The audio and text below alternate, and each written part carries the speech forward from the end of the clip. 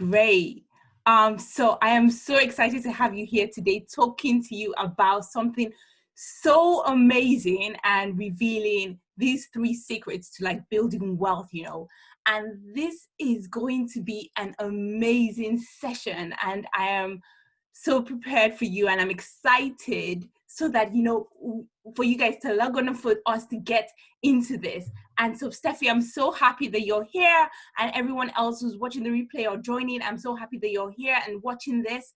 And so, as you know, today we're going to be talking about what I just mentioned, the 3 secrets to money mastery, which is being completely, so that you can be completely debt-free, you can transform your relationship with money, and you can actually step into the income that you've been dreaming of, even if you feel like you can't see any way out right now.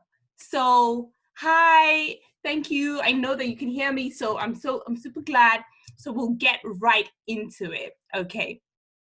As you see, most people, they believe the only way that they can get debt-free is to earn more income. And then, so therefore they wait till they put all the pieces in place, which means that they need more certifications or more degrees, or they work harder, or they need to gain more experience, which may take years, or they wait till they can rise the career ladder, and so they can have more clarity, or if they're in a business, they need more testimonials or the right marketing in their business so that they can go out and get and build that success. And this just takes time. They keep waiting and waiting for this next piece to fall into place.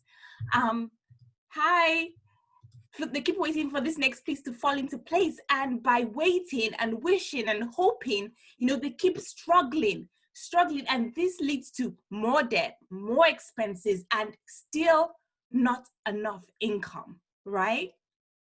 And you know that as a child of God, that this is not the type of struggle that you signed up for, right? We knew that as a child of God, there will be persecution, like the Bible does say that, but struggling and being persecuted by your credit card companies and loans and not having enough income to pay your bills, or to keep up with your lifestyle is not a persecution of your faith, right? So we are going to get rid of this lifestyle struggle in this 1 hour as much as we can in this next hour, and I'm going to show you exactly what you actually need to have in place in order to master your money, and so that you can start building wealth from nothing, or even extending what you already have, right? So I'm super excited to have you guys here. As you jump on, say hi in the comments. Let me know that you can hear me. Just say hi and yes, so I know that you can hear me. All right, so I'm going to keep going ahead, and I'm going to share my screen with you shortly and remove myself from here so that I don't distract you, but just want to make sure that you all can hear me. Yes, Toki says hi. Yes, I think everyone can hear me. Great. Okay, that is great. Let me share my screen. So,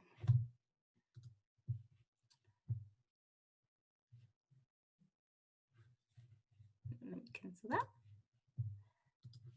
So yeah, I will share my screen now. I think that's working. I hope you can all see it. Let me know that you can see it. Okay.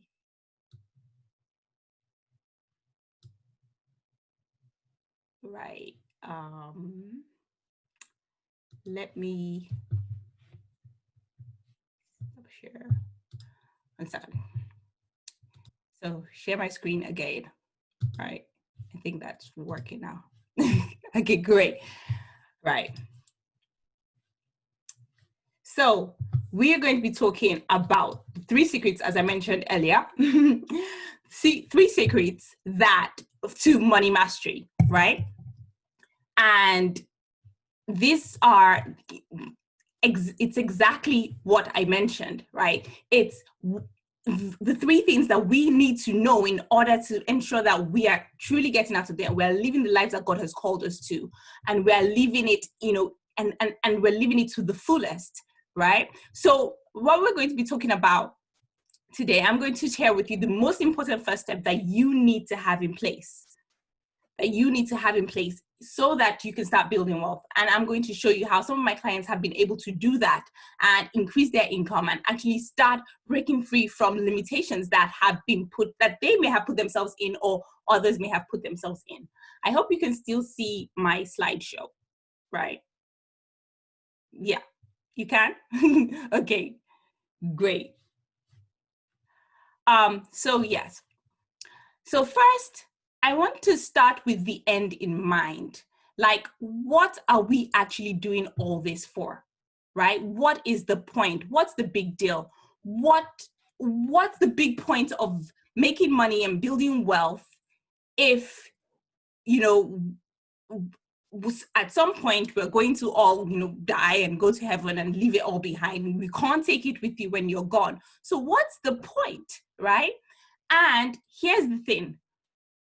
And I've written out two main points, and there are more than that, but I've written out two main points. First, God wants us to prosper as our souls prosper.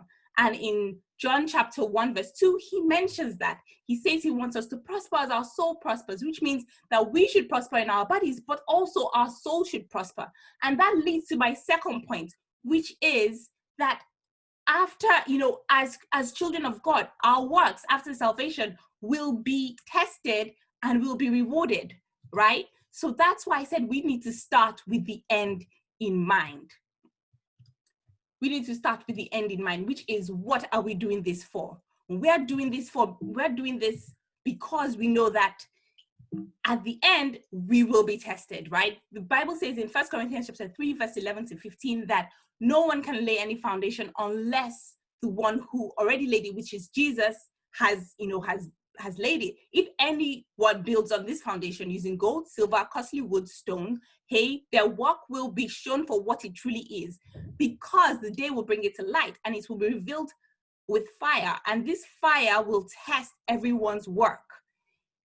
If what has been built survives, the builder will receive a reward, and if it is burned up, the builder will suffer loss, but yet he will still be saved, even though just as one escaping through the flames.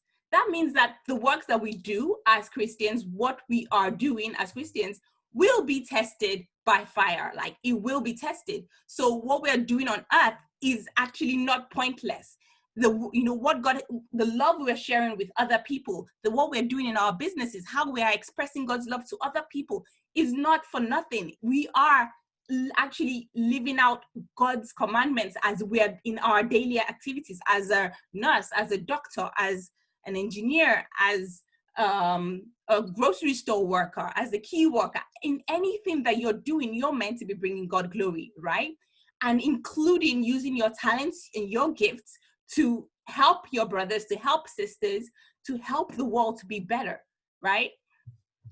And it's not just about our bodies prospering, but also our souls. And the only thing that, when tested by fire, that will not pass away, our souls cannot pass away. Our souls will be forever eternal. And so I just wanted us to start with the end in mind. The end in mind is that at the end, we are going, when after death does come, we will, live again with God. But he will see us for what we've done on earth what we've spent our time doing while we're on earth.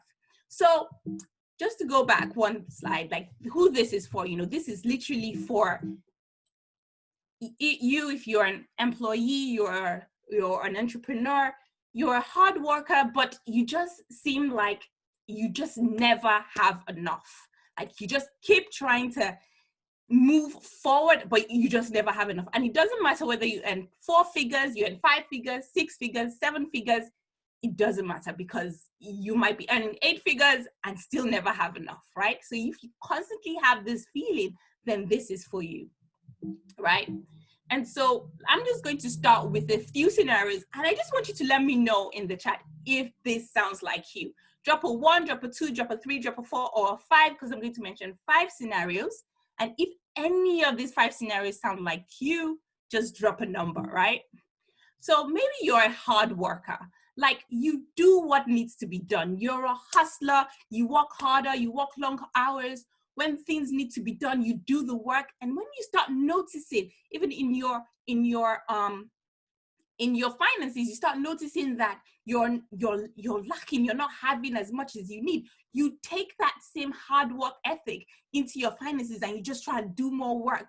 You try and catch up and work harder. Does that sound like you? Or maybe it's the procrastinator. Like you know what you should be doing, but sometimes you just can't bring yourself to do it, right? You keep on saying tomorrow, I'll do it sometime in the future, right? Like for example, you might refuse to look at your bank account, and the procrastinator most of the time lives in fear. A lot of her decisions are fear-based.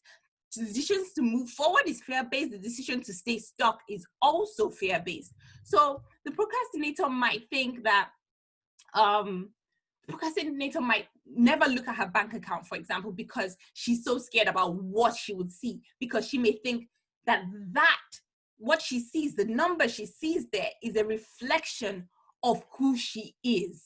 You know, it's a reflection of what she thinks that she, you know, what she believes that she is. And and that scares her. She doesn't want to see that she's living outside of her limits, or she doesn't want to see that she can't control how much she's bringing in and how much she's spending. So she doesn't want to look at it. And she can see that in other areas of her life, the way she puts off things, not to do what she knows that she should do, but she just steps back from them a little bit. Maybe that's you. Put a 2 in the chat if that resonates with you. And then the next the next one is the prayer warrior, right?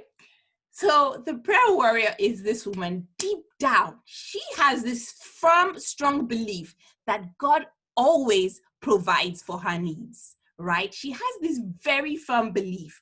And this belief, instead of pushing her to continue to expand, she decides that it will keep her firmly in her comfort zone, right? Because God always provides for her needs. She has limited what God can provide for.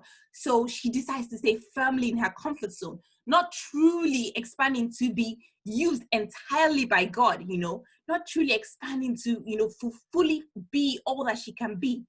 She's never in control of her money because she doesn't know where her money is going, right?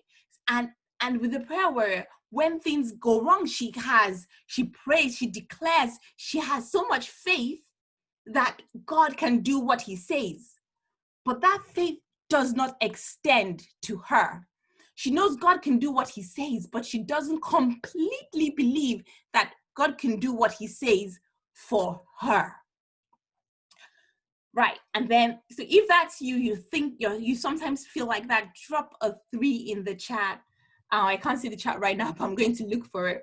Then the fourth type of lady is this price pincher, or the penny pincher. You know, when things get hard, she makes cutbacks, she makes sacrifices, she makes cost-based decisions, not value-based decisions, right? So what I mean by cost-based decisions is that she makes decisions based on the price tag, right? So she'll buy a certain type of food because the price is cheaper, as opposed to the best quality food for her body. Or she would, you know, buy a certain type of outfit because the price is cheaper, not because she really likes it. And this kind of person's identity is completely fear-based. She's scared of what she's going to lose, and her mindset is all about preserving what she has right now, right?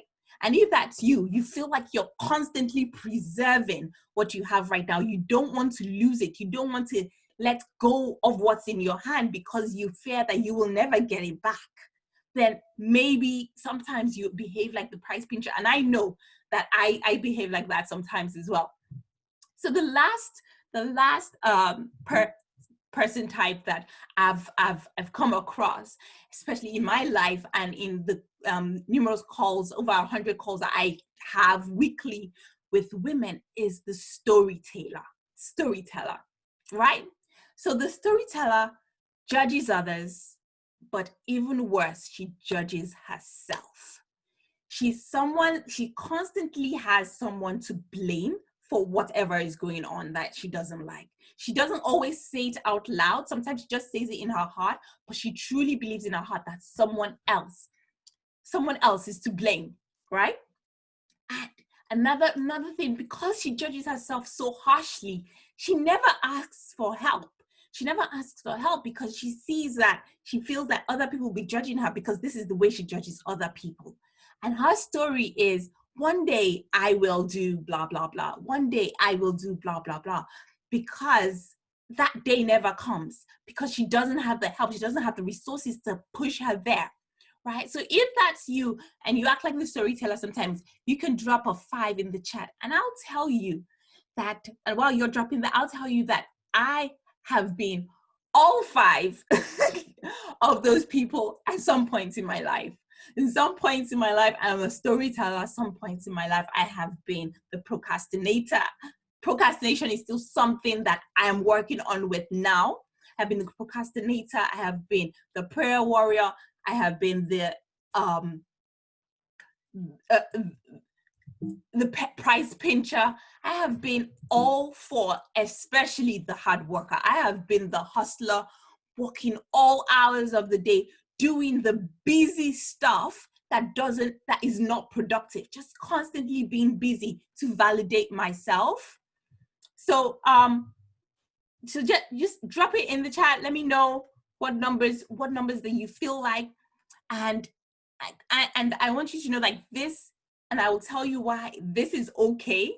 Feeling this way is perfectly normal. This is how we are designed to be, by design, but we can change that. You know, this is how we've been brought up to people. We can change that.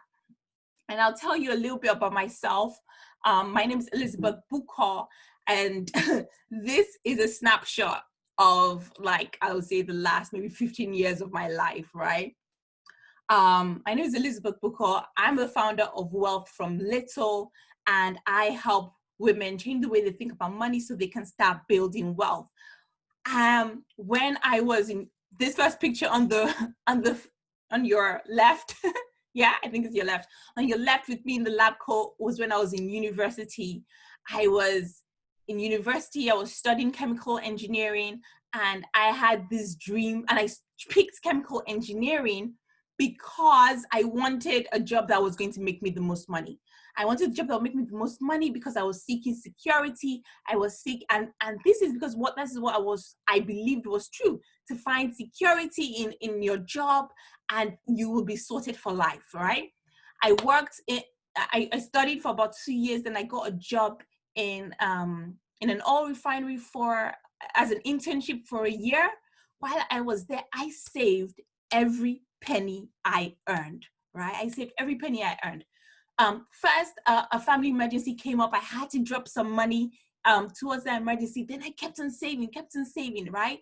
And then I saved all this money and I invested. I said to myself, look, I'm going to get rich quick. I'm going to get rich quick, and I'm going to start investing, right? So I invested in the stock market, and I invested in 2 companies which I believed were going to take off. I really didn't do much research about them, but I really just thought they were really good, solid companies in my mind. I invested in those 2 companies, and before the end of and I invested in those 2 companies, and I saved a little bit of money, right, in my savings, because I wanted to travel the following year. Before the end of my year working, after I invested, about a month or 2 later, I got news from the stockbroker that I used, that the company had gone belly up. I had lost my total investment, right? And I was thinking to myself, what? This was like, it wasn't, okay, it was, for me as a student, it was a lot of money, because this was my hard-earned money. I worked for this money and I invested it, and I went belly up. Okay, moving on. I took the remaining savings I had and I traveled, and this is me, the next with Elmo. I traveled to America for a few years to study and come back and hopefully find a job. So I studied, I came back, did a master's, and I was looking for a job and I couldn't find a job. So I said, well, okay, if I can't find a job, I'm going to start a business. I started a cake business, right? I started baking cakes, baking cupcakes. And that's one of the cupcakes one of the pictures of the cupcakes that I used to make on that picture in the further, in that right picture there. Started making cupcakes, selling them for money because I was like, okay, I'm going to make money as an entrepreneur. What can I do? I can bake a little. I wasn't really very good at the start, but I learned. I went for courses. I expanded myself and I started learning, and I started baking these cakes, and they were actually pretty amazing. As you can see from that picture, well, in my mind, they're pretty amazing.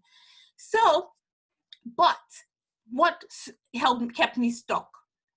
I started this cake company, and I just could not charge. I couldn't charge their worth. People will ask me how much they are, and literally I've written down how much it cost me to put the whole cake bouquet together. For example, maybe it cost me £70 to put everything together. Maybe it cost me 3 days of maybe baking and shopping and icing, and it may have taken these cakes took a long time, but I couldn't charge my worth. Once I charged and someone came back to me saying, can you do a discount? I would say, yeah, sure. And literally, I would be the one asking, how much do you want to pay? They would say, I can afford maybe £30, and I would agree. The only people who ever paid full price were my sisters. Apart from that, everyone else, I either gave it to them free or I gave it to them at a discount. I literally could not collect money from people. This was very, very weird to me because this is me standing here starting this business because I was broke and I needed money and I didn't have a job. And I'm making these fabulous cakes and I couldn't even collect the money. Does that resonate with anybody here? Do you find it hard collecting money? Right? Okay, fast forward. I found a job. I got married and I had a baby. While I was in the job, the company needed some investment to just keep pushing. I worked there for a long time. I loved the job and I invested in my company. I invested in my company because we were doing great work. We were doing really great work and I believed in the vision. I was working on the project, so I believed in it. But just before the birth of my second child, the company went belly up. It was an oil and gas consultancy, and it went belly up just shortly before the oil and gas crisis that happened a few years ago. It went belly up. The company went into administration. We lost everything. The main investors came, took all our ideas, went on and monetized them, but we as employees we had signed non-disclosure agreements, so we could not get our investment back. Not only that, I also lost some salary because I didn't get paid salary before the company went belly up. So that, and then shortly after that, I heard news that the other stock I had invested while I was in university had gone south as well. This was now like 15 years later. That stock was worth so much more, and it just disappeared. In total, when calculating everything, it came to over £30,000 that I had lost. And I was dumbfounded. Now, how do you move on from that? And where do you start from again? I started thinking to myself, what is going on? I knew that I was smart. I knew I was intelligent. But this cycle of working hard and meeting an obstacle and losing out was just constantly putting itself on replay, right? And I didn't understand it. First, I wanted to shift to the storyteller, Elizabeth, and start making blame on the person who suggested the stock, on the, my stockbroker, if he cheated me, or just different reasons why it's not my fault that all these things were happening to me, and how I made my decisions and how I got to this position. Anyway, that didn't stop me. I kept on, moving on, and I decided to find some education. I decided to actually educate myself, not only in finances, but also in the way I'm thinking about money.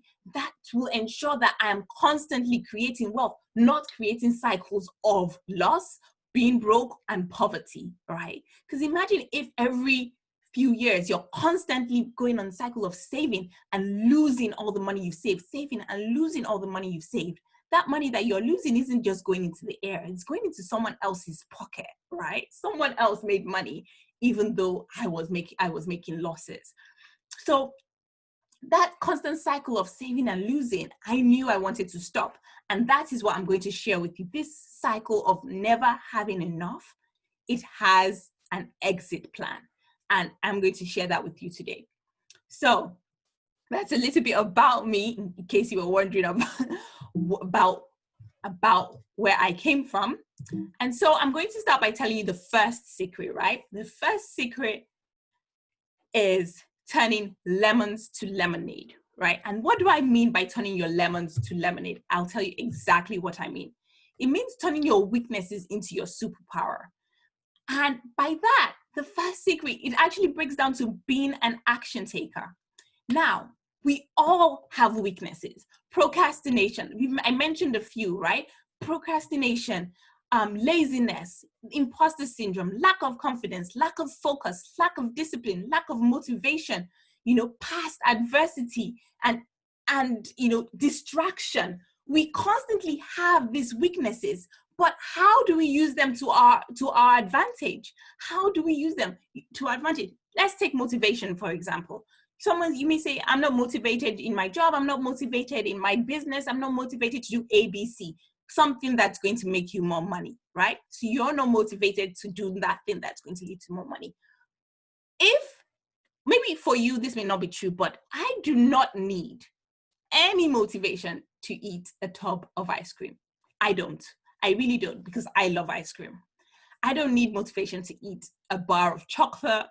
I don't need motivation to eat cookie dough, Ben and Jerry's. I don't need motivation to actually eat Domino's pizza either.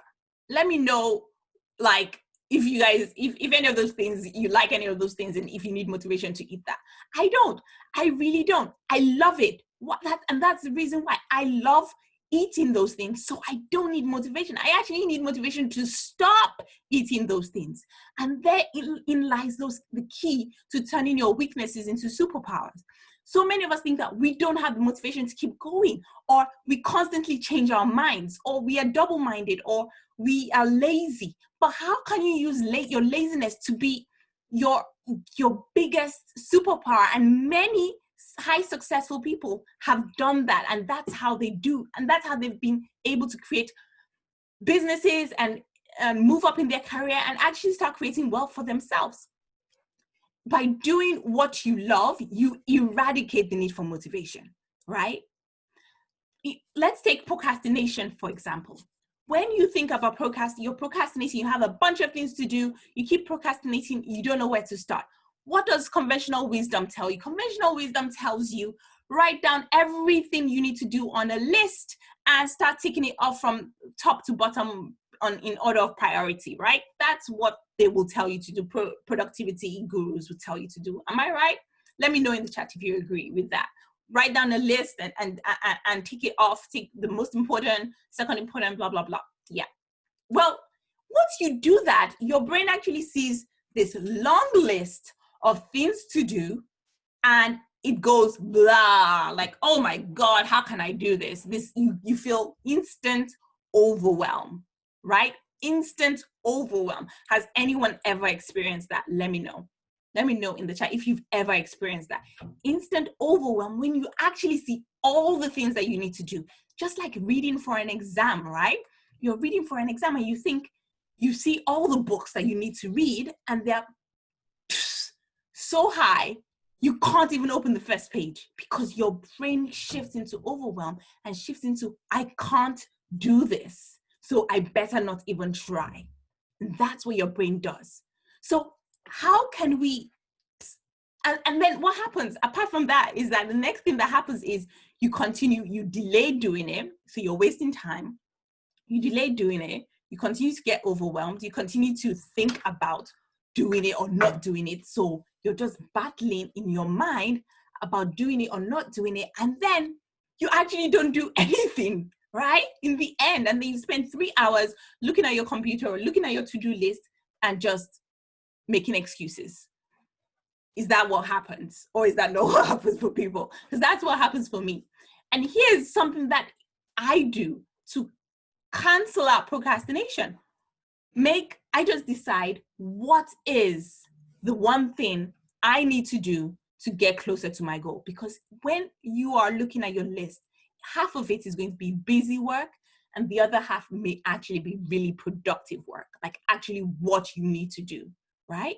So you look at it and just see what can you delete, what can you delegate, and then what exactly do you need to do to get you closer to your goal.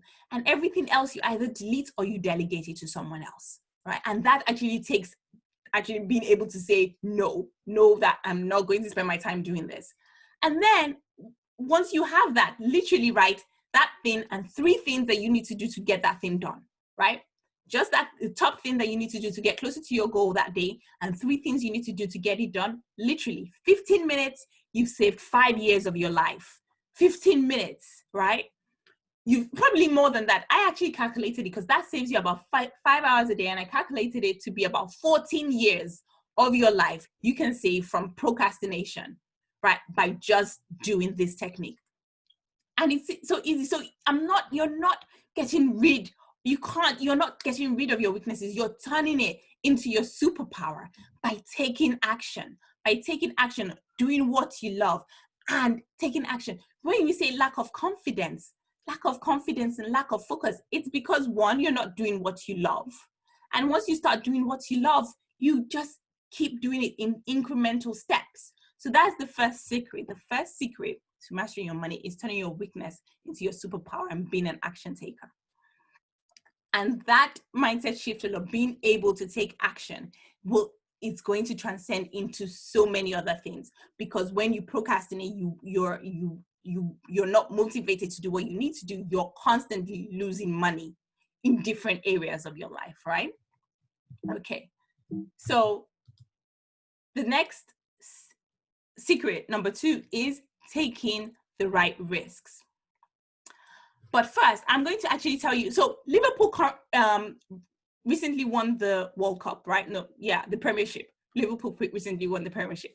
And their sporting director, because I know that because my husband loves football. But yeah, their sporting director, right, Michael Edwards, he was recently interviewed and he was asked what was the thing that helped him to get so far in his career, because he was in charge of signing the players. And he said that he invested in an executive coach because as he moved on to the position of being a leader, he needed different skills than the skills he needed when he was just being a doer. So the skills you need to lead yourself is very different from the skills that you need to do something, right? And he made the decision that it was necessary and it was important for him to do this. And this was the words he said: necessary and important. But when it comes to most people, you need help. You need to do something, right? And you need help to get you to the next level. The first thing that most people think about is, how long will this take? How much will it cost? I don't know if I have the time to do it. And you start literally putting restrictions on your commitment to yourself. Let me know if you've ever done that. You're about to do something and the first thing, you need help to get somewhere important to you. But before you actually take that step, you already put mental restrictions on your commitment to yourself, your commitment to your own improvement, right? And that's where most people fall. And that's why we constantly have this same feelings of procrastination and imposter syndrome and fear, but we can't take action because we are the ones putting limits on ourselves. We are the ones putting limits on our commitment. And without commitment, where are you going to take action from? And the reason why those things are normal and everyone has those feelings is because our brain's job is not to keep us financially successful. Our brain's job is to keep us safe, just safe, right? And that's just like, you're walking down the street and it's dark and your brain's going to be telling you, are you safe? Is someone going to jump out? All this 1,000 mind-bugging, scary things, building up in your mind, because your brain is trying to tell you, this is scary, get out, don't even be here. Even if you know it's safe, you still think that actually it's nighttime, it's dark, it's probably not safe, right? Or anytime you're doing anything new or something that someone else has told you is unsafe, you start thinking, oh, actually, no, I shouldn't do that. And that's our brain's job. Our brain's job is to constantly keep us safe. That's why our reflexes are so innate, right? Someone can spit at your face, and before you even realize they spat, you already closed your eyes, right?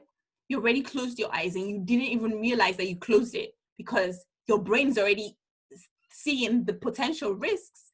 And it's like, nope, saving this girl from all this pain, right? And that's why we have procrastination. When your brain sees something that's scary, oh, actually, this sounds scary. This sounds painful. Looking at my bank statement sounds painful. So you have procrastination to protect you from that pain because it wants to keep you safe. It thinks that imposter syndrome, maybe if you go out there and you talk about your business, people are going to think you're a big head, or you're big-headed, or you're crap, or you're not good enough, or they're going to give you bad reviews. So the imposter syndrome comes up because it's like, no, you don't want that kind of attention. Let's keep us safe. So let's keep us back where it's comfortable, where it's safe, on the couch in front of Netflix, just being safe. And that's what our brains wants us to remain in our comfort zone. But here's the thing, those are not real fears. If you're out in the dark and there could be a killer on the loose, that's a real fear. If you're out in the safari and there's a lion walking around and you're scared, that's a real fear. If you're crossing the main motorway and there could be cars coming and squeezing anytime at like 70 miles per hour, that's a real fear because you could really die. But your brain doesn't necessarily know that. It thinks that a lot of things will lead to death, like being out there. And therefore, it keeps you safe. And that is affecting your money. So this is how our brain is really affecting our money, because it doesn't care about our money. All it cares is that we are safe, right?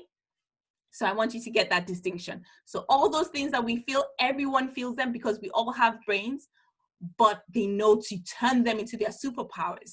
So the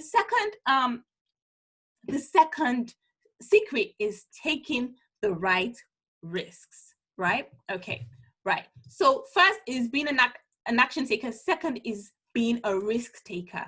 We have to risk leaving our comfort zone, right? We have to risk leaving our comfort zone. Now, the brain thinks, I already mentioned it before, the brain thinks that anything new is most likely risky, because if you've not seen it before, you've not heard it before, you've not experienced it before, then it has the potential to harm you. And it's true. If a stranger comes to your door and you open up the door, there's a 50-50 chance that the stranger is a good person or the stranger is not a good person, right? And that's how our brain thinks.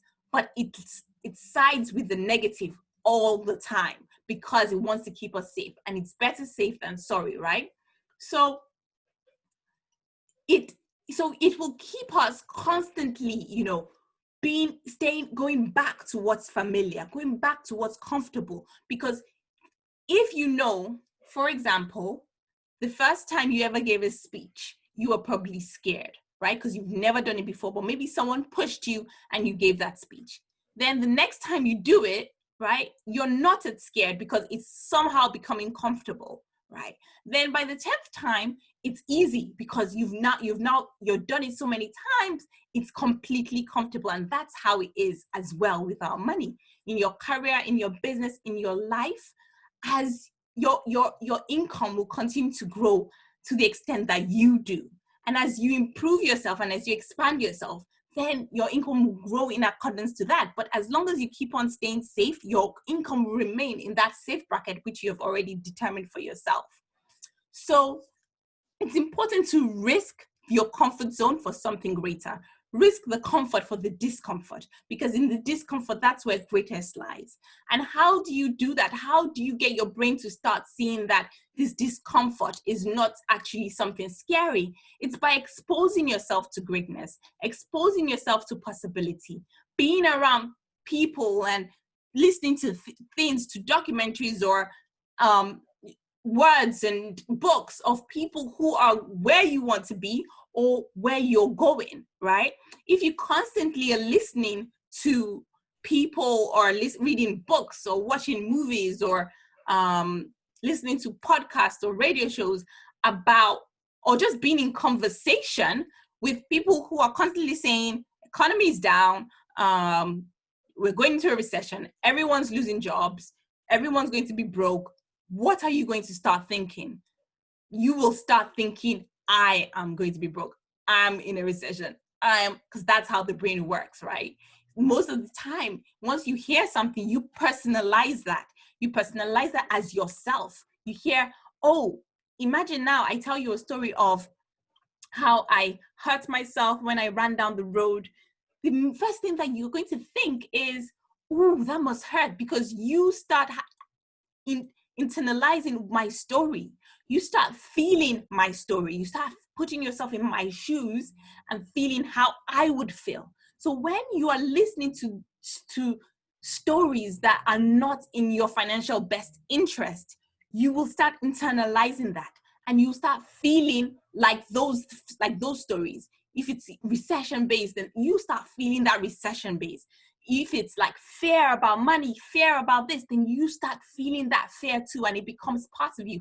And soon you become like your surroundings, because your brain loves what is familiar. And that's the second rule of the brain. First, it's to keep you safe. Two, it loves things that are familiar, because familiarity, again, is safe, right? So to push yourself out of your comfort zone, you have to expose yourself to greatness, and it will feel painful and it will feel uncomfortable. Being, putting yourself in groups of people that are actually going where you want to go, exposing yourself to mentors or coaches that will help you get to where you want to go and break you out of the limits that you've put in yourself, or even, reading books and watching shows about people who've gone through what you're going through and going where you want to go. That will help you break out of your comfort zone. And you will soon start thinking in a new, different type of way. Right. So that's the second thing. Being a risk taker. The first is being an action taker, right?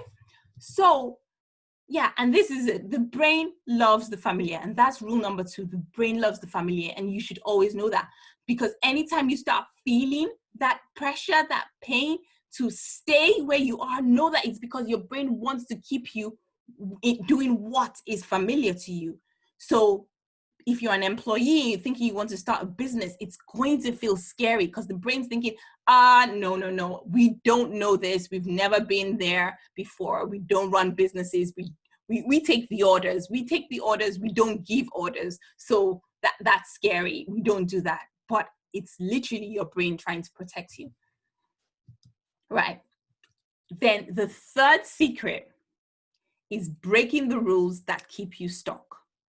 That's the third secret. Literally, it's breaking the rules that keep you stuck. Now, I know that these secrets may seem pretty simple to you, and they are simple, but if it's not working, then there's something that you're not getting, right? So we need to keep listening and understanding what exactly, how we are not taking action, and how we're not taking risks, and how we're not keeping stock. Information for inspiration is useless, right? So I don't want to inspire you. I want you to push to change, right? So break the rules that keep you stuck is secret number 3. And that's that also is being a rule breaker. So you have to set up your rules so that you win. Now, everything we experience in life is all an illusion. It's a perception. It's your perception of everything. Literally, what we're doing right now, you listening to me, half of you maybe cannot really hear what I'm saying, and the other half, maybe you can. Some of you might agree with what I'm saying, and some of you will not be agreeing with what I'm saying. And that's because you already have rules in your mind that says what she's saying is a threat to my safety, and it makes me feel you feel a bit triggered, right? Or if you agree and you're like, yeah, then it's already because maybe your brain's already saying what she's saying is going to help me get to where I want to be, so it aligns with what I'm thinking, right? So you can see already, this is an easy test for you. Like, if it's triggering you, then your brain's already telling you maybe it's going to get you to where you want to be, or it's threatening your safety. It's threatening you. It's threatening, who you've chosen to be right now. So setting up the rules so that you win, right? And being a rule breaker. Our mistakes and our lessons come from our past, right? You made a mistake last week. I've shared with you the numerous mistakes I could say I have made. I don't call them mistakes. They're learning points, but they're all lessons, right? My first investment, my second investment, my third investment. And that's not even all, I've had 4, 5, 6. All those investments, those that failed and those that succeeded have been lessons from my past. But here's the thing, your identity should never be from your past. Your lessons come from your past, but your identity should never be from your past. But for so many of us, our history dictates our identity, right? And so what that means is you did something before and you decided that makes you that thing. And it's not your fault. This is how we were trained to be, right? We were trained to be like this through the education system, that, you do something, you do a maths test, and it means you get an A, so it means you're good at maths, so you might be a good mathematician, right? But because you failed that, so therefore you're not good at maths, right? You failed the exam, so you're not good at maths. So we take our identity from the past, and that's how educational system for everyone in the world has brought us up to be. But it's not how it should be. Our identity should not be based on our past. It should not be based on what's behind, because to get to where we're going, we can't keep looking back, right? You can look back, and I heard this quote the other day, you can look back, but don't stare. You only look back to see how far you've come, and you keep looking forward onto your vision, right, of where you want to be. So there's this saying that goes, who I see is who I'll be. So if you see yourself as this person from the past, then that's who you'll be. So what happens is that you keep going around in circles, right? And I'll share with you in a few moments my money circle diagram, and it will explain to you. And this is really identity based. You keep going around in circles of who you don't want to be, because you keep on basing your identity on the past, and you're chasing that identity, but you still want to move forward, but you're chasing the past, right? And it's a kind of a mind-warping kind of thing that happens, but we do it so effortlessly. But so we have to change who we see ourselves to be. We have to change that so that we can see ourselves to be the people who are taking action, who are taking risks, and who are breaking the rules that keep us stuck, right? So here's the thing, that we never get what we want. We always get what we think we deserve. I told you I started a cake business maybe over about 10 years ago, maybe. I can't remember. Or a bit longer. Yeah, I told you I started a cake business, right? And when I started this business, I was making beautiful cakes, really nice cakes, fair, and I used to get loads of compliments. My diary was completely booked, but I was never making enough money in that business, because I didn't think I deserved that money. That's why once people started talking, I would already say, oh, yeah, don't worry, I'll give you a discount. I would offer discounts even before people would mention them. And then when maybe they would say, oh, it's a bit too high, I would bring the price even lower. If someone complained, I'll give a full refund. Hardly ever did anyone complain, but should anyone did, I would offer that, And I didn't even set if someone bought the cake and it tumbled in the car, I would give a full refund. I never set up the rules to ensure that I constantly won. I set it up so that I constantly failed. And I kept on getting what I thought I deserved, even though it's not what I wanted. So I want to ask you for a moment. And I want to see if I can see the chat. Let me know in the chat box. Do you think that you get what you deserve? Or you get what you want? Do you think you get what you want? And then to yourself, I want you to answer, what do you think you deserve? So I want you to put in the chat, if you think you get what you want. Maybe you want £1 million, you want a new house, you want a brand new car. Do you get what you want? Let me know in the chat. And then for yourself, I want you to answer if you think that, I want you to answer, what do you think that you deserve? What do you think that you deserve? And I am going to, see the, so no, I don't get what I want. Yeah, exactly. No, exactly. Yeah. Exactly. Yeah, exactly. So we don't get what we want. So answer in the answer to yourself, you don't have to let me know. What do you think that you deserve? What do you think that you deserve? Because just take a moment and think and really ask yourself, what do I think I deserve? Let me know if you answer. Just put done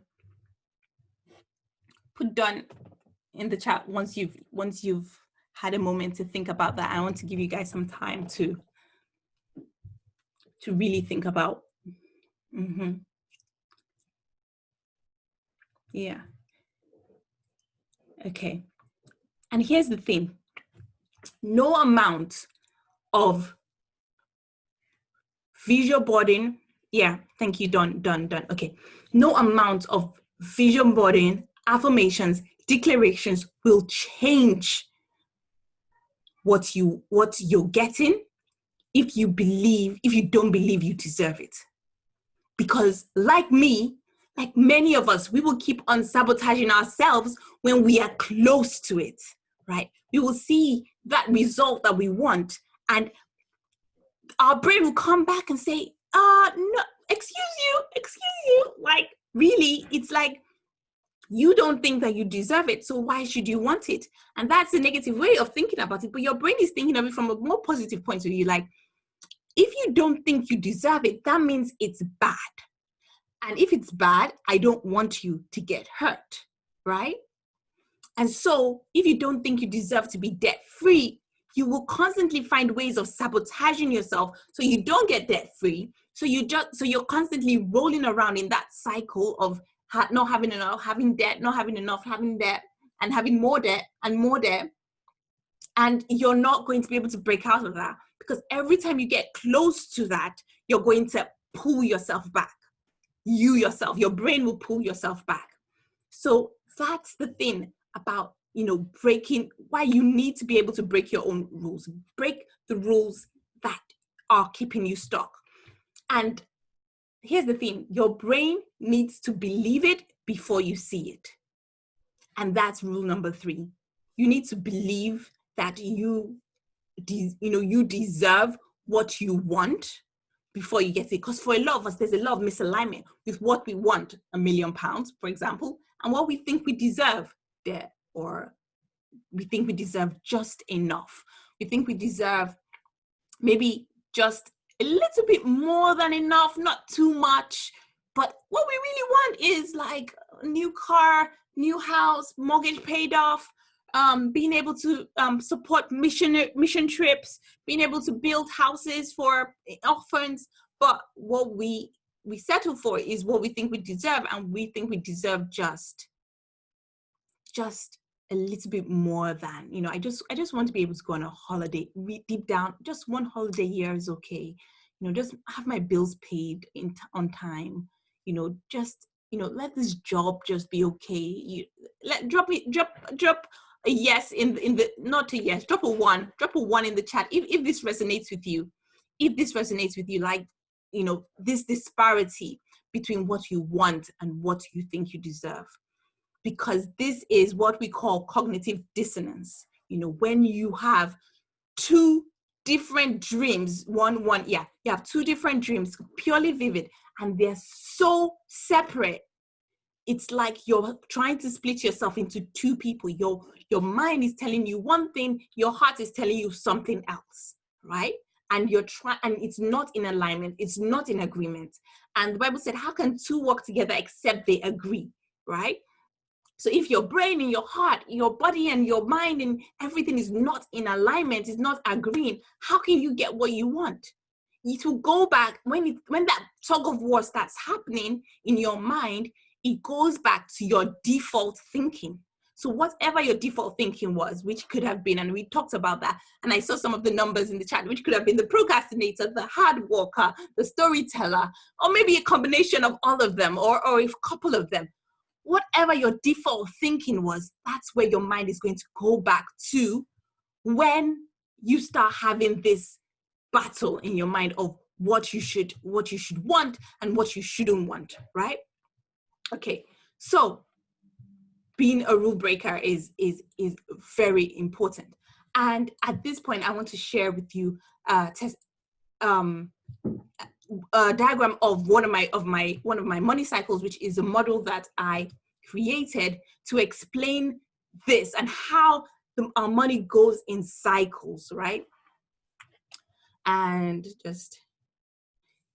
and how our money goes in cycles. So here it is. So these two, it's the red cycle is the poverty cycle, the yellow cycle is the wealthy cycle, and the overlap is the middle class. So you're not extremely poor, but you just never seem to have enough, right? So you're in the middle. And so the poverty cycle line goes round from you're surviving, you're able to, things seem to be going okay, you're able to save a little, and then what happens is a struggle comes, right? You start struggling, then you meet some obstacles, and then you get over the obstacles, then you start surviving again. You survive, you have obstacles, you have struggle, and it's like circle, circle, circle. Like I was saying to you, when I told you I would invest, I'd lose, and I'll start saving money again. Invest and lose and start saving money again, right? And that was the cycle that was going on and on until I made the decision to stop, for that to definitely stop in my life and never to happen again, right? And if you don't know that this is happening, you don't recognize it, you may not know that you need to make the decision for it to stop. So that cycle goes for, in the poverty line, struggle, try and save, just to survive. Then you have a big emergency, an obstacle that comes and wipes it all away and you go back to struggling. Then in the wealthy side of the circle, it's you face, you face those obstacles as well. But instead of obstacles, they see it, wealthy people, because of the way they think, they see it as opportunity, right? They see these obstacles as an opportunity to grow. So they grow, they have this obstacle, this opportunity, it causes them to grow, and it brings them into abundance, a little bit more money. And then they grow some more, face more obstacles, they face more obstacles that cause them to grow some more, and they get more abundance. And it goes round and round in circles like that. So we all face, whether rich or poor, we are constantly facing the same obstacles or opportunities, but the difference between whether we take them or we don't is the thinking that we are thinking, the thoughts that we are thinking about the money, about ourselves, about money, about if we deserve it, and about ourselves, right? For example, COVID is an obstacle. COVID is an opportunity as well. For so many people, they've made so much money in this season. And for so many people, they've, seen it as an obstacle for how they are going to, remain stuck. Some people have pivoted and started face mask companies and they're making money. There's a guy I know who started a business booking online barber appointments, and it's a virtual lesson. This was before the lockdown eased up. So when the lockdown was still there, people were cutting their hair, they were making a mess of themselves. He started this business teaching people how to cut their own hair. And I can list, I have a list of 20 examples of COVID businesses that started in the last few months. But when there was a need, some people just sat down in front of the TV thinking, oh gosh, the world is ending. Come and take me now. And some people use it as an opportunity to actually make more money. And in the middle class, we are stuck in the middle. And we're stuck in the middle because we are bouncing. And it's like we're bouncing between the two edges, right? Like a zigzag, right? Between the obstacles and the opportunity. We have the best of both worlds. And then it's like we feel like when we never have enough, right? So we're working hard for money in the middle class. You work hard for money, you save, then you meet some obstacles or emergencies, and then that puts you back into never having enough. And then you keep staying in that circle. So you work hard, you save, you meet an obstacle, you meet an emergency, and you never have enough. And then you spend the money, so you never have enough. And then you go back to working hard for money, saving, meeting an obstacle, and that's the cycle. And that's the cycle that will keep on going unless we decide we need to break out of this egg-shaped middle class. And whereas the wealthy cycle is, you go through an obstacle or an opportunity, it gives them a growth opportunity, they grow, they get more abundance, and it leads to a breakthrough, right? So I hope that diagram is clear. And if you can see that the money goes in cycles all the time, right? So, and what's the difference? The difference between the two cycles, and how can you break out? And the difference is shrinking thinking and growing thinking, right? Because when you're in the red cycle, and you are about to face your opportunity or obstacle, how you think about it, you're either going to rise to meet the obstacle, or you shrink you shrink to come back down, right? You're either going to rise or you're going to shrink in everything that we do. We are always rising or shrinking, and this affects our money again. So then that's why I call it shrinking thinking or growing thinking, right? And so it's your shrinking thinking when you are, you feel like, and here's the thing, like we all have the same things, we feel like we're in our job, oh, maybe men get ahead faster, or you want a job based on security, not on values, or there's not enough money, or I don't have enough money, or I need to get a job that will pay my bills and stuff like that. And those are three shrinking thinking types of thoughts, right? And in addition to, oh, things are hard right now, so I need to I need to, hoard all the things I have. I can't live it. I can't let go of anything because I'm never going to get it back. I can't let go of money I can't spend because I'm never going to get it back, right? So those are like shrinking thinking types of thoughts. And shrinking thinking teaches us to never pay ourselves first. So therefore, we're never able to save because we can never pay ourselves first, right? It teaches us to always put everybody else before us because there's never enough. If you never have enough, if you have a never enough type of mentality, you will have never enough type of results. So there'll never be enough time, never be enough money, never be enough energy. You'll always be run out. So you give everything to other people because they're more important. You don't have enough time. You won't have enough for yourself because you've given everything to other people, and you always put yourself last. And as you're putting yourself last, there's no way to grow if you're constantly putting yourself last. But like in airlines, when they teach you to put on your mask first, and then you can help other people with their masks, that's exactly how to break free from shrinking thinking and moving into growth.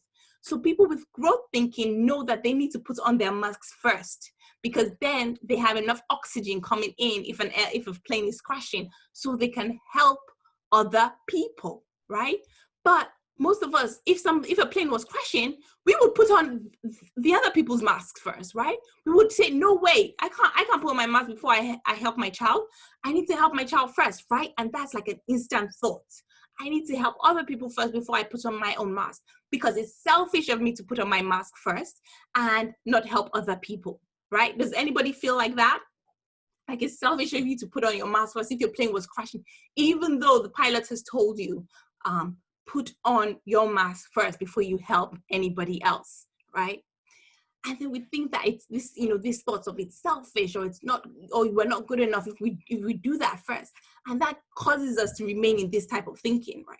So, but when you have a growing mindset, you know that you're able to help people even better when you've put on your own mask, which is you've taken care of yourself, and then you've grown, and then you're able to help everyone else around you, right? So to switch thinking from shrinking to growing, and therefore switch circles from middle class to wealth circles, or from poverty to middle class, or from poverty to wealth, whichever circles you're shifting through, you just need to switch your thinking. It's super simple, but you can't do it alone. And I'm going to share with you how you can do it, but because it's super simple, but it's important that you had someone help you. Because why is that important? Because we go back to the first secret. All those things that we mentioned, procrastinating, hustling, lack of motivation, lack of confidence, all those things will come back up when, you're trying to do this work and tell you that you need to stop because you're not safe, because it's not safe anymore, right?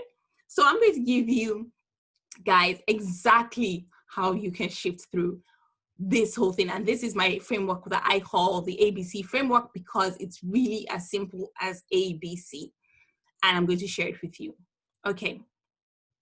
So before I share it with you, so that you're able to see exactly the difference that it'll make, I want to tell you like top differences between shrinking thinking and growing thinking. And you can think about that and let me know if you think this way, right?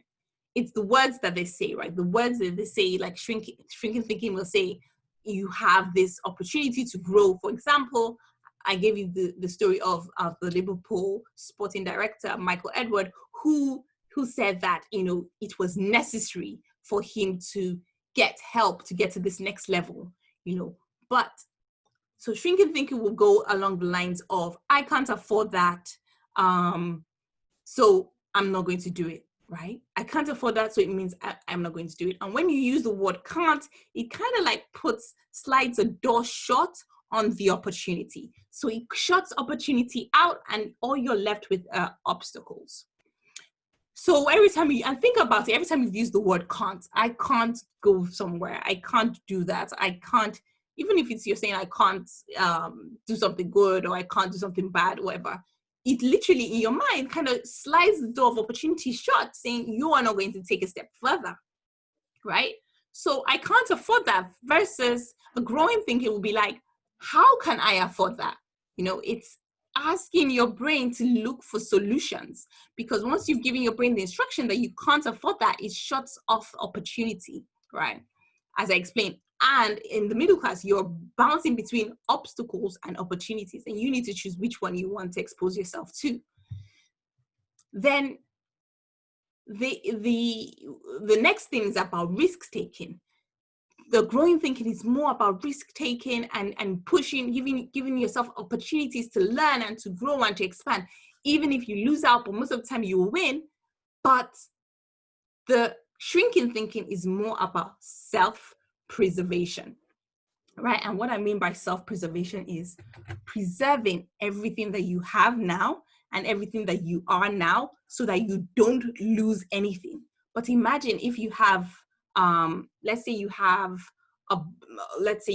like a pot full of money. Maybe it's just £100, for example. You have a pot full of money and you have the preservation thinking, right? Now, let's say you live forever and you spend £100, £1 a day to survive.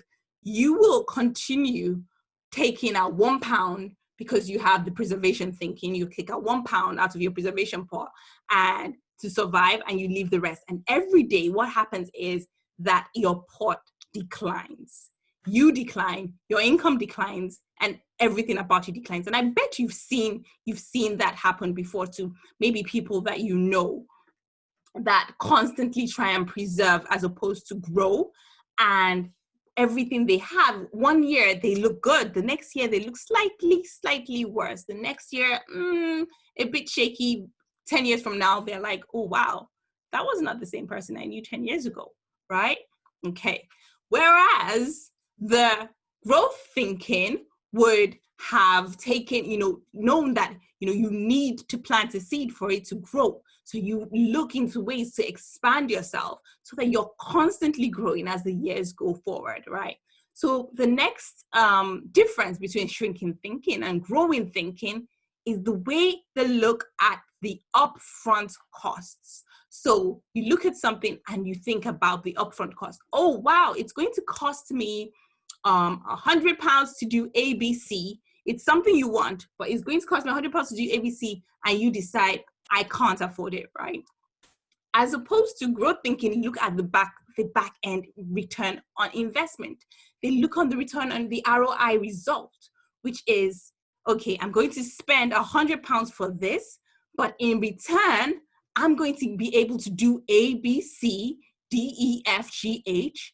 And they look at that and they see it for what the truth is, as opposed to saying, I'm going to spend £100 and I'm going to lose it all on myself. Like, it's not worth it.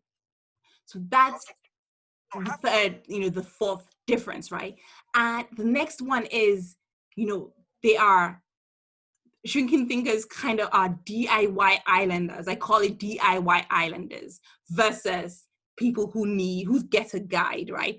DIY islanders are those who will Google, how do I make £1 million? They will Google, how do I start a business? They will Google, how do I become financially free? And you can Google everything in the world right now. Literally, I can't even think of anything that you can't Google and you wouldn't find the answer. You can Google everything and you will get the answer. But even if you do those things, you probably will still not get the results that you're looking for, right? Because I'm sure we've all thought of, I've Googled, how do I make £1 million before? I've Googled that. And then the opposite side, the growth thinkers will be looking for a guide who can help me get the transformation I want. They're not just looking for information, they're looking for transformation, right? And that's a big difference because there's information everywhere. You don't need to pay a penny for information, but it doesn't mean that you are going to be transformed in any way. By just, you can get a book on Amazon tomorrow on how to make £1 million, and in 10 years, you might still be stuck. Okay, so the next thing is, you would ask yourself, like, if I were in the same place 6 months from now, would I be happy? And for some people, they really would. They would be probably happy if they were in the same place or slightly worse. They would probably be happy because deep down, they think that's what they deserve. So they will actually be very happy. But some people will not be happy with that. And therefore, you have to take the actions that ensure that you're not in the same place 6 months from now or a year from now, right? Then the next thing is, another difference is, for people with shrinking thinking, being financially successful is an option. It's an option. Having savings is an option. Having paying off their debts is an option. Having the things that they need is an option. It's not necessary, right? And versus those with growth thinking, they feel like it's necessary. It's necessary for them to pay off their debts. It's necessary for them to have savings in the bank. It's necessary for them to be able to do what God has called them to do. It's necessary for them to be able to make the impact that God is calling them to do without detriment to themselves, right? And that's the main difference. So as I explained to you, I'll tell you how to get rid of this, how to shift from stinking thinking to growing thinking, right? And so that you can actually break free from the things that hold you back when it comes to increasing your income. And these are the same things that keep an invisible ceiling on your income, right? These are the same things that keep this invisible ceiling on your income, so that you're not making as much as you want, because we already talked about wants and what we deserve, right? We talked about just that a few minutes ago, and we asked ourselves, what do we want? And we wrote it down, and we asked ourselves, what do we think we deserve, right? And once once there's a disparity between those two, there's cognitive dissonance, and there's no agreement, there's no alignment, and that causes roadblocks, self-inflicted roadblocks, which we need to remove, right? So it starts by, as I said, it's as easy as A, B, C, and it'll start from A, paying attention to the thoughts that you are thinking, and clarifying the motives and the benefits to you, because every thought you're thinking has a benefit. I told you I started a company. I was unable to charge in the beginning, and I had to think to myself, what is the benefit of me not charging or constantly giving discounts in this company, knowing that I have to still buy the resources, I have to still buy all the things to make the product? What is the benefit? And to me, the benefit was being liked. That's for me. That was the motive, to be liked. I wanted to be liked at all costs. And in my mind, it played to me that as long as I'm doing this, I am being liked. And it's not true. It's not true. I've bought stuff from the shops before that I might have liked, some I didn't like. It didn't mean I liked the shop any less or I hated the retailer. But this was the story playing in my mind. And for some of you, the motives will be different. There will be other differences. You have to find out what motives drive you. And when I work with some of my clients, we go through 10 major motives. One of them is being liked. We go through 10 different major motives that definitely do come for women, right? And so you have to go through that, clarify for you what the motive is that is keeping you stuck, why you are doing what you're doing. And it's going to be personal to you. And these thoughts have been with you for decades, and they're hardwired into your brain. So just having a vision board and saying affirmations is not going to work, because even as you say that, it's still going to be cognitive dissonance, as we explained, right? Or it will, even if it works, it will take you years for you to see the results. So I'm going to tell you a story about a client of mine who we started working together about 2 years ago, or let's say under 2 years ago, right? And when I started working with her, there was a lot of fear. There was a lot of fear. It was fear about having enough, fear about debt, fear about so many different things. And she was in very high figures, maybe like about £20,000 worth of debt. She was in a lot of debt at this time. And then what happened was, throughout the time we were working, the first year, she kept on disappearing. She didn't do the work because she was so scared about looking at her numbers, because of what she thought the numbers meant about her. And she didn't want to see what meant about her. So she never looked at the numbers. So what happened was the debt kept on piling. It kept on rising. She kept on saying she was doing something about it, but she wasn't doing anything. Because as much as we want to do something about it, sometimes we need help to do something about it. Fast forward to 2020. By 2020, her mindset had changed. She had finally shifted from stinking thinking to growing thinking. And as she did this shift, as we were working through this shift together, she was able to clear off her debts and increase her income streams. So she currently had a 9-to-5. She got a new income stream that was bringing her a lot more money, and she cleared off her debts. And this happened in stages. So first, we worked on the debt. And as we got down to it, she was so scared to clear off this debt. And you wonder, how are you so scared to clear off this debt? Bearing in mind, this has been on her vision board for years. She was so scared to clear off this debt. But we walked through that. And once she cleared it off, she created availability for her to see on how to increase her income, right? But before, that debt had meant so much to her, even though it's not what we want. But when we think it's what we deserve, we hold on to it, and so we're unable to do anything about it. Anyway, so we cleared it off, and she was able to actually increase her income stream and have more money now, money coming through two pipelines instead of one, and moving her to a whole new level of comfort. And then she started investing. So her story is literally just starting, but now she's literally in a position to get rid of debt and start building wealth from little. And this happened in 2020 while we're in a lockdown, while we're in this COVID period.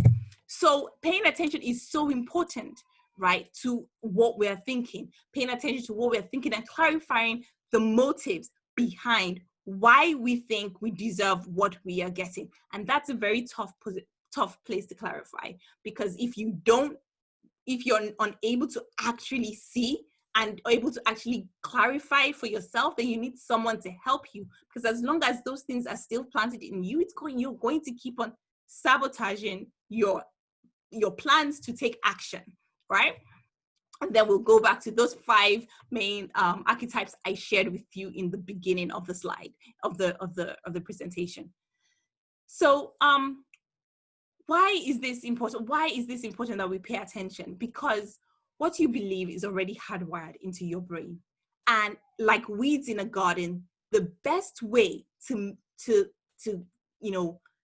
make your garden beautiful is not like planting a bunch of new flowers. Like if you have a garden full of weeds and you just start planting new flowers, roses and lilies and everything there with the weeds, is that garden going to look nice or bushy? Yeah, let me know in the comments if that garden is going to look nice or it's going to look bushy. If it's full of weeds and to make it beautiful, you decide to plant new things like roses and lilies and lovely trees and everything into the garden, it's going to be very bushy, right? So it's going to be very hot, very bushy and very unkept. It's not going to look nice. Even though the roses are nice, the fact that the weeds are all around is just going to choke it, right? So it's important that we uproot those weeds before we plant in new plants. And that's the next step. You have to uproot the weeds that are in your mind, the stinking thinking. Literally, you uproot them. You uproot them from the root, because otherwise they will overshadow the beautiful plants. And every time those plants want to shine, they will choke it. They will choke the nutrients from those plants. They will choke the water, the sun, the nutrients in the soil, and you'll keep going through that circle of never having enough. I wonder if that resonates with anyone. Like you're trying to do something, you're praying and you're saying affirmations or you're having a vision board, but still seems like you're getting a little bit of traction, and then it goes back down into that cycle that I showed you in the money cycle in the beginning. And you do have to do the work to actually uproot those weeds in our minds first before we actually move forward. And then once we've done that, and we can do that through a bunch of gentle exercises, that help you walk through it. Most of the time it can be painful, because then you're going through, you're trying to uproot things that have been there for years, decades, for many people. And when you're uprooting those things, it can be painful. So you need to be gentle, but also firm, right?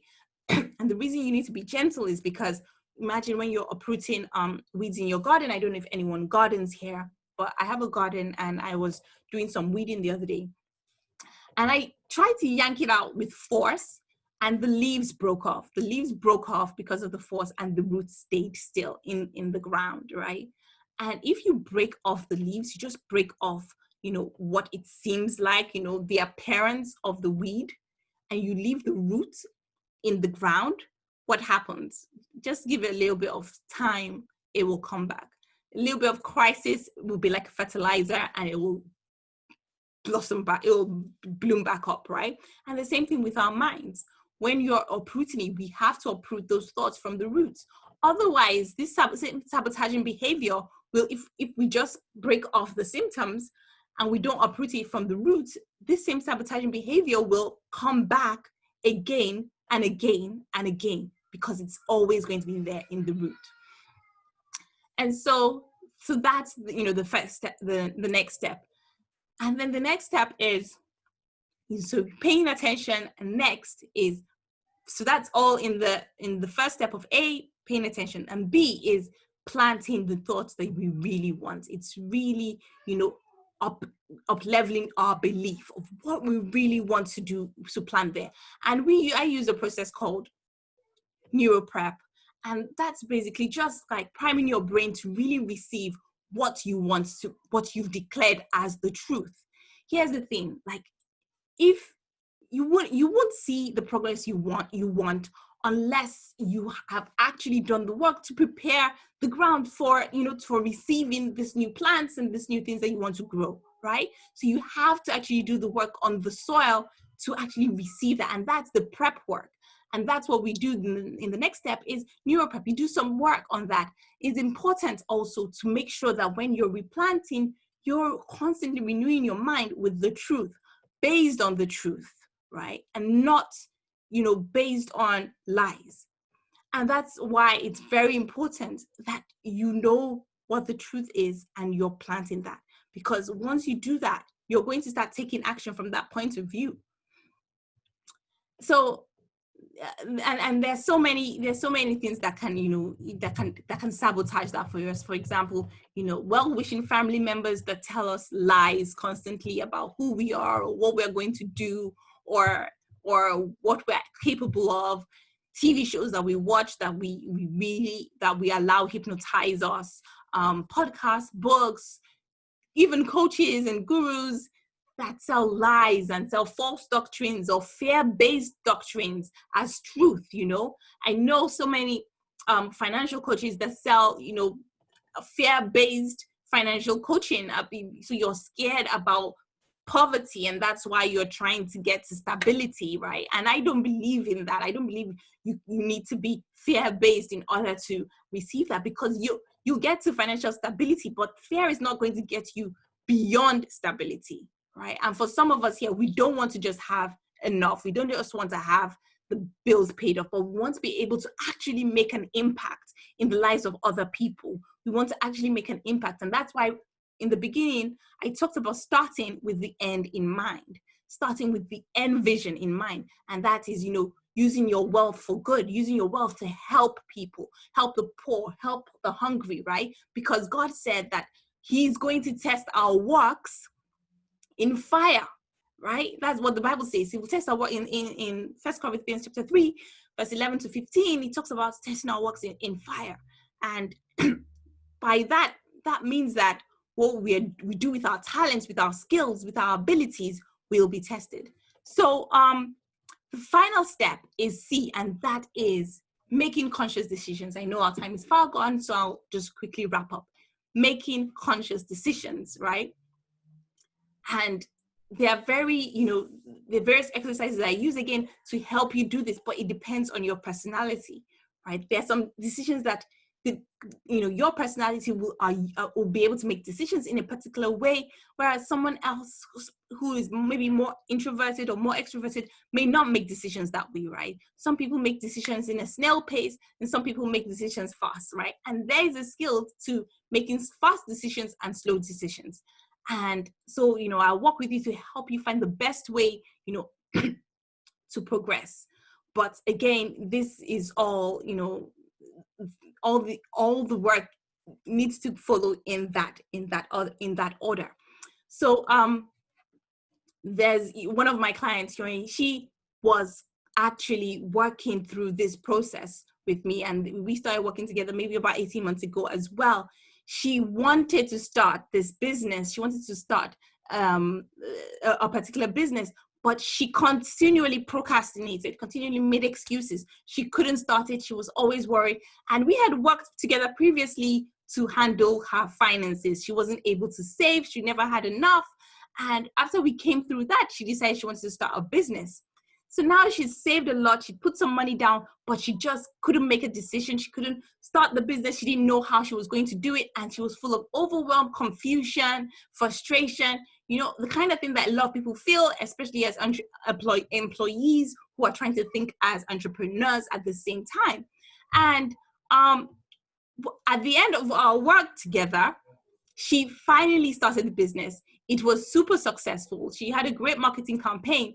And then during this COVID period, the business had to slow down because of the virus. And she actually sent me a message saying that she has started a brand new business which was an online-based business in this COVID season. And she made so many sales on the first day of launch to like a warm audience. And she was so excited because she would never have made such a decision with the old way she used to think. The old way she used to think, she would never have stepped out in faith and actually taken the risk to actually see if she can make money. And there you see that in this new economy that we are in, money loves speed, right? Okay, so yeah, and so literally this is the real strategy to win in life and in your finances, and it works if you work it. So far I've shared, starting with the end in mind, knowing where we are going, knowing the vision that we have, God's promise for us going forward, right? And that we will get a reward in heaven, when this is all over. What we are doing on earth is not just for ourselves, right? You're creating wealth to impact people. You're creating wealth for impact. It's not just for yourself, right? So you have to do the best that you can with all you have, with all the talents that you have.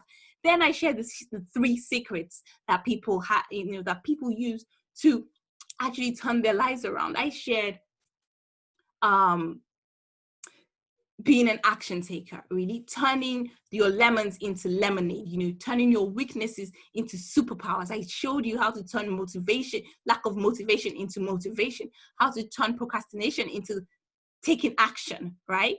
Then we shared about being a risk taker, right? Being able to risk, being safe and familiar in your comfort zone, and risking that for having the success that you want, because our brain is not trying to get us financially successful. As much as you think it is, it's not. Your brain is only trying to keep you safe. That's all it's trying to do.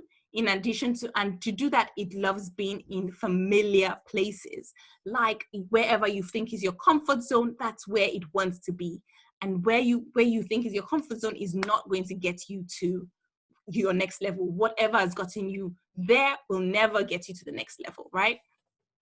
And the last thing that I said was being a rule breaker.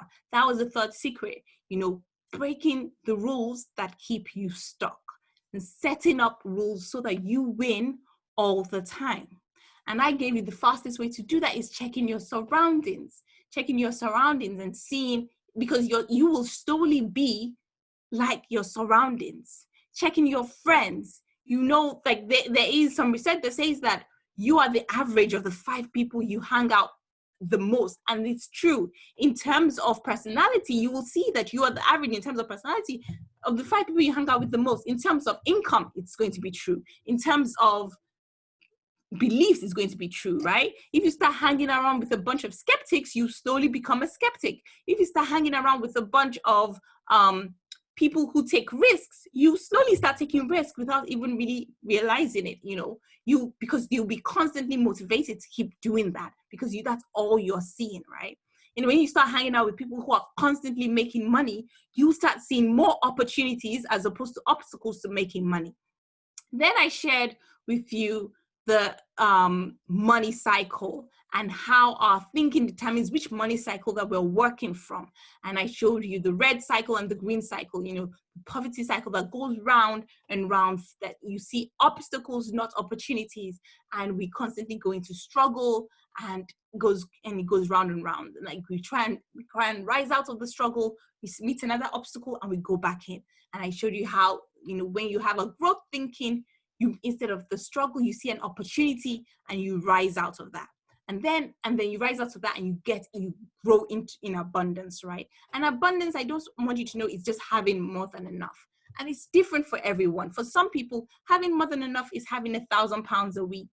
Having more than enough for some people is having 100 pounds a week, right? So it's going to be very different for everyone, so just shifting into abundance, where it's just the position where you're no longer struggling. Like it's not like I don't have enough, right?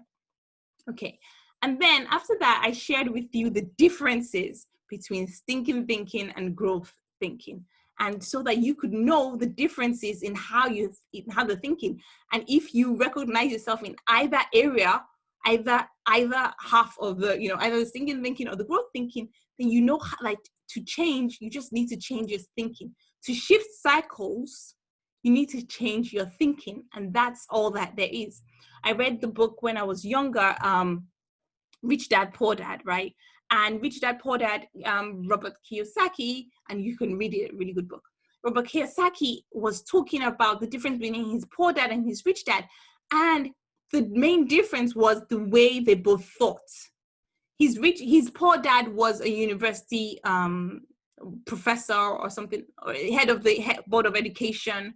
He was a very intelligent guy, really, really smart. And his rich dad dropped out of school. But they thought differently about money.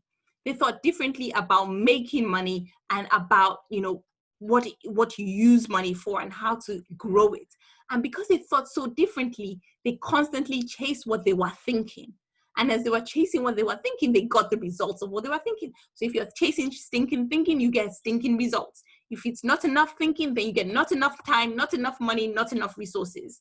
If you get, you're chasing growth thinking, you get growth in your time, growth in your resources, growth in your energy, growth in your money. And it's literally as simple as that. Both, it's like, so to swap cycles, you swap your thinking. And then I shared with you my ABC framework of how to actually swap your thinking. And I shared with you examples of how some of my clients have used that framework to get out of debt, increase their income streams, and have multiple income streams coming into them after they got out of debt. So I don't want you to think they got the multiple income stream, then they got out of debt. She got out of debt and then got the multiple income stream. So now she got out of debt, so she was okay. She was okay. She had just enough. Then the extra income stream pushed her to having more than enough, right?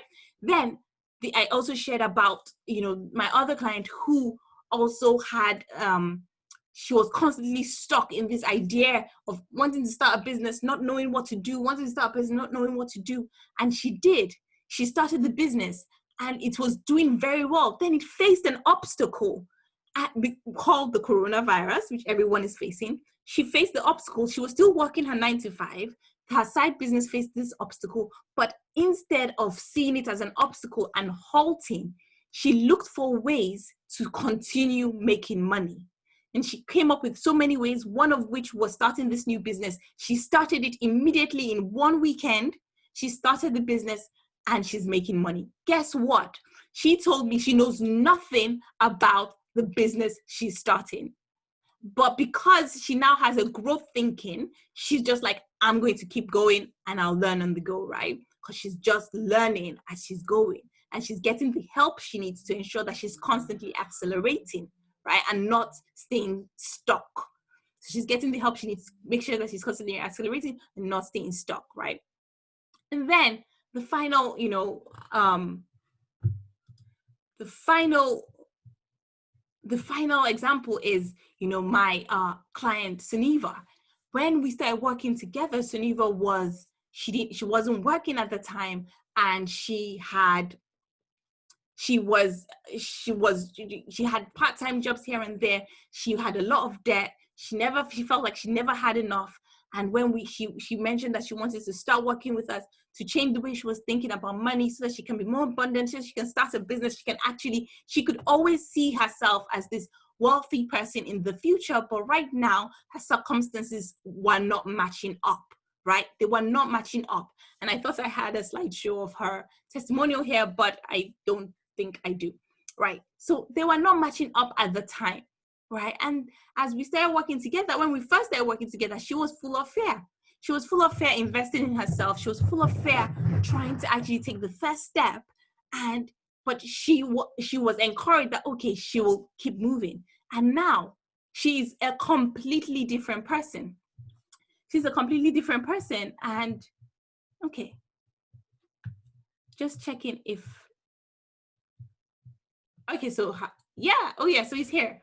So so this was the testimonial that she put before and after. So the one on the left was before and after. She sent a message to me the day she signed up that I've decided to go for it. I'm so happy. It's lovely to have made a decision. I'm more than happy to work with you. She's so excited to have a team rooting for her and following her and advising her in the whole process. She's so thankful. She's enthusiastic. She's excited. She was excited. And at the end of working together, she left me this testimonial on my Facebook page. And she was talking about, and she had mentioned to me already how much insight she'd gotten in such a short time. By week 2, she already knew why she had held herself up, right? She had so much insights, and now she's doing so many great things. She's gone on to, start, and she came to start a particular business in mind. Now she started a new one in the meantime during this COVID period, and she's constantly growing. She's constantly growing. So, and financially, she's growing too, because while we were working together, she got a job that brought in some cash flow. And then towards the end, she even found more cash flow coming in towards her. So the miracles were just rolling in at the same time. And this comes when you start making a decision, right? So that's what we've discussed today. And growing thinking leads to growing results. And it just seems to happen that once you decide that you're going to stick to growing thinking, you start getting growing results. And I can tell you that even in this short time of being in Corona, my business has grown. I have grown, and my clients have grown so much in this last 4 months. The times have changed, and it's like we have shifted a decade in the last 4 months, right? And if you can't see that, it's important that you realize the times that we're in now, so that you're able to keep up and make decisions not based on the times, but being aware of the times so that you're not left behind, right? Okay, so why would it not work? Why would following this whole process that I've explained to you not work? And why would you still be in debt in another 6 months or in another year or another 2 years? Why would you still be stuck? Why would you still be feeling overwhelmed? Why would you still have a cap on your income? Why would that not work? And it goes back to the first secret. In the first secret, we talked about you turning your weaknesses into your superpower. And I gave you examples of people who have done that. And I told you how you could do that. And this goes back to that first secret because of laziness, procrastination, imposter syndrome, I'm not good enough, lack of confidence, lack of focus, lack of motivation, distraction, focusing on our past struggles, our past adversity. All those things come into play. And then we think that we actually cannot do what God is calling us to do or what we say that we want to do. And therefore it messes with our thinking, and we go back and we end up in our comfort zone, exactly where our brain wants us to be, safe, sound, and just, not growing, remaining in our shrinking thinking. And what happens year on year if you remain in shrinking thinking is you keep on getting shrinking results. And that was something that seemed to happen. Even though I was pushing, I felt that constant battle, and I felt that was something that I didn't want to happen anymore. And I made a decision to ensure that didn't happen anymore. I made a decision, and the decisions I made included getting some education. I went to a lot of in-person workshops. I learned about investing. And I told you about a lot of my investments that went south. I learned more about investing. I learned more about how to invest and how to actually build wealth, from little. I learned more about creating wealth, because investing is to grow your wealth. But I learned more about creating wealth because I knew that God was calling me for so much greater. I chose not to remain where I was, and I got the help I needed. I worked with people, I worked with mentors, and I worked with, in courses and mentors and coaches that helped me get to where I am now. And I still work with coaches and mentors that help me push forward, because we are all human. And I told you, we all have laziness, procrastination, and impulse. I am so lazy, really lazy most of the time. When it's something I don't want to do, I am so lazy. I find excuses not to do what I want to do. And that's something like what Paul said, what I want to do, I don't do, and what I don't want to do is what I do. It comes up often. But, having someone who is there to help you with ideas and accountability is so key. And the big part is the accountability, not just the ideas. So I have, we've come to the end of this presentation, and I want to thank you all for staying with me to the end. And it was much longer than I thought it would be. I guess I had a lot to say. It was much more longer than I thought it would be. And I thank you all for really committing to yourselves and investing this time in yourself, even though it's free. Investing this time into yourselves to actually learn these secrets that I said I would share with you. And I hope you got the value from these secrets. Now, going forward, there will be some people here who can take these secrets and who can take not just the secrets, but the strategy to shift thinking that I also shared with you in addition. And that, in addition to that, and you're going to be able to crush it. You're going to be able to make sure your goals work. And in 6 months' time, you're going to look back and be like, yes, I actually did something. And I really, I'm actually where I want to be. And you've actually changed your thinking between what you deserve and what you want. And now they're in alignment, right? You're going to be able to crush it. And I'm so excited for those of you that are going to do that. And I really want you to share with me, as your journey goes on, how you are crushing it. And for some of you, you may feel like, actually, do you know what? This is just too much. I really don't think that I can do this. And I don't believe anyone here is thinking that way. You're not thinking, I'm going to give up. Let me just have what life brings me. This is just too hard. I can't change the way I think. You can't change a tiger's stripes. So how am I going to change the way I think? My thinking is myself is my thinking. This is my personality, is my identity, is who I am. I can't change. And I'm sure none of you here think like that. Otherwise you would have left by now. And then there is a third class of people who actually feel like they need the help. They want the help to move forward because it's not an option for you. Success is not an option for you. It's necessary. And you are going to make sure that you find the help to move forward. And for some of you, you might have resonated with my voice, with my face, with what I'm saying, or maybe you've heard me speak before with what I'm saying, and you think that maybe I can help you, right? You know already that your brain is going to want to keep you safe. So it's going to be like anything that's not new, that is new, is risky. You know that those thoughts are coming up. And I shared with you why that will come up, right? So you know those thoughts are going to come up, but deep down in you, your heart is saying, I think that I do need the help to move to where I want to move to. I need the help to make sure that that I get to the goals that I want to get to, and it's not negotiable. For some of you, it's maybe your goals are negotiable, but for some of you, it's not. And for those of you who is not negotiable, I want to invite you to book a call with me on this link. You can copy it down and make a note of it. Copy it down. I've cleared out my calendar for the next couple of days. If you feel that you need the help to get to the next level, I am putting together a special group program. It's not one-on-one, so it's not expensive as my one-on-one programs, which get people wonderful results in very short times because of the time we spend together. But it's going to still be an intimate group program.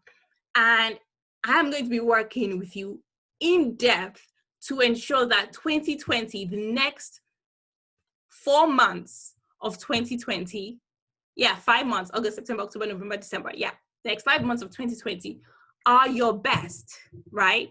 So we know, it takes 21 days for a habit to, for a new thought to start becoming like a habit.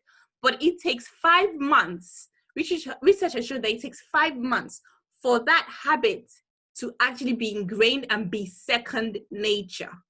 And I want you guys to be successful. Like,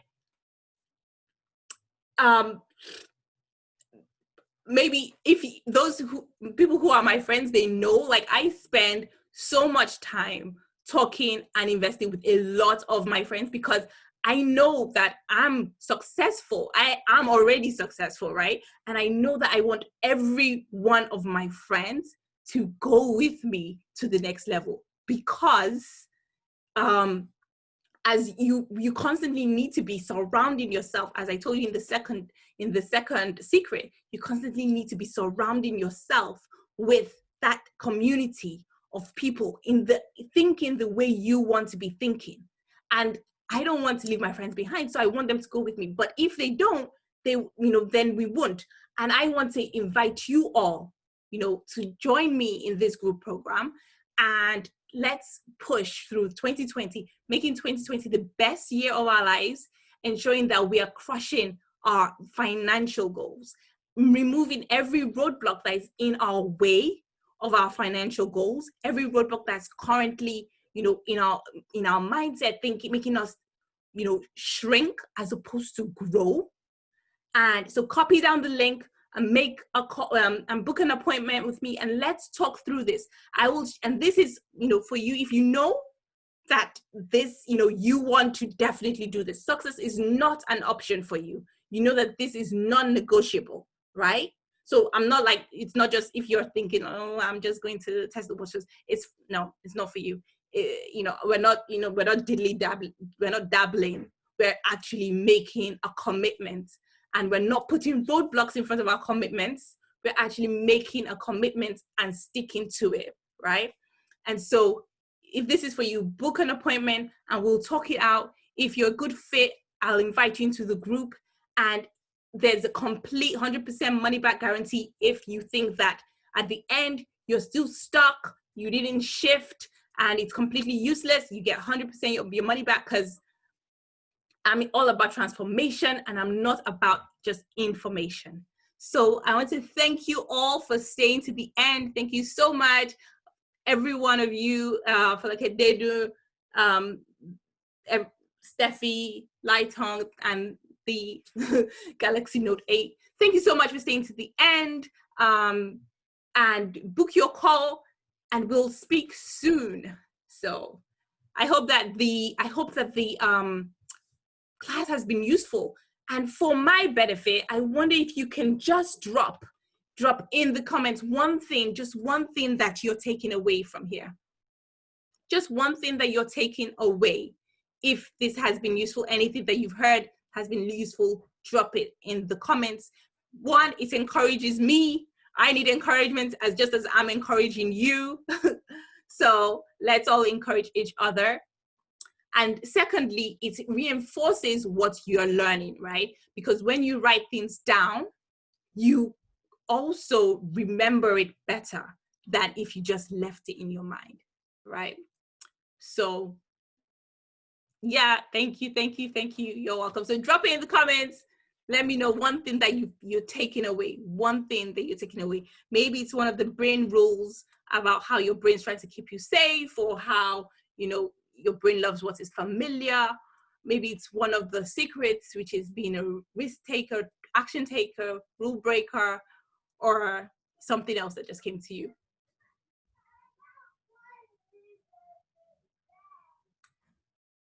Great. Thank you so much. And so take a screenshot of the screen, and then take a screenshot of the screen in your time, and make sure you book your call. Growing thinking, yes, that is very important. Yes, I need to have more of a growth mindset and take more risks. Yes, you need to take more risks, but take the right risks, right? So I've been a risk taker. I shared my story in the beginning, and I realized that, I needed to start taking the right risks. So yes, consciously choose the steps to grow, no matter how scary. Exactly. Because the fear is just highlighting that your brain is working perfectly fine. It's literally highlighting your brain is working perfectly fine, because that's how our brain works, right? Our brain's trying to keep us safe constantly. And this is, you know, the constant work that we have to do. And, you know, I shared my investment story with you, starting out, you know, investing in the 3-4 places and losing all that money of the investment. And it felt super scary to even try and start again. But I did that. I started investing again, and it's growing. My investments are growing. But it would have, if I decided to shrink, I would have, you know, just had my 30K in losses, and how I would have been mourning over that loss and never tried to expand further, right? So it's, and if you don't expand further, you've literally like shut the door. Remember that when you say I can't, it literally shuts the door of opportunity, and all you have left are obstacles. So thank you so much, guys. Have a great evening, and I hope to speak to you soon. Okay, bye.